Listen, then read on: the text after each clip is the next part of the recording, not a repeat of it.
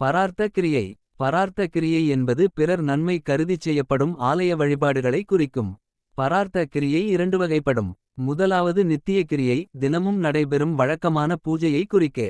ஆலயங்களின் அமைப்புக்கும் மரபுக்கும் ஏற்ப ஒரு கால பூசை தொடக்கம் 6 கால பூசை 12 கால பூசை என விரிந்து செல்லும். உதாரணமாக நித்திய பூஜை, நித்திய அக்கினிகாரியம், நித்திய பலி, நித்திய உற்சவம் என்பனவாகும். காலை பூஜை சூரிய வழிபாட்டுடனும் மாலை பூஜை சந்திர வழிபாட்டுடனும் ஆரம்பமாகும். பூஜைகள் அபிஷேகம், அலங்காரம், ஆவாகனம், தூபதீபம், அர்க்கியம், நைவேத்தியம், தீபராதனை, தோத்திரம், அர்ச்சனை, பூஜை சமர்ப்பணம் என்னும் ஒழுங்கிலேயே ஆலயங்களில் நடைபெறுகின்றன.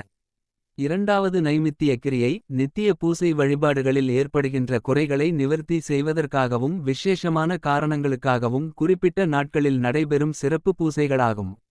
உதாரணமாக திருவிழா, மகோற்சவம், கும்பாபிஷேகம் என்பவற்றை குறிக்கும்.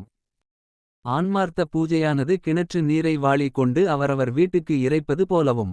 பரார்த்த பூஜையானது மழை வெள்ளத்தை அணைகட்டி தேக்கி ஊரெங்கும் பரப்புவது போன்றும் பலன் கொடுக்கின்றன.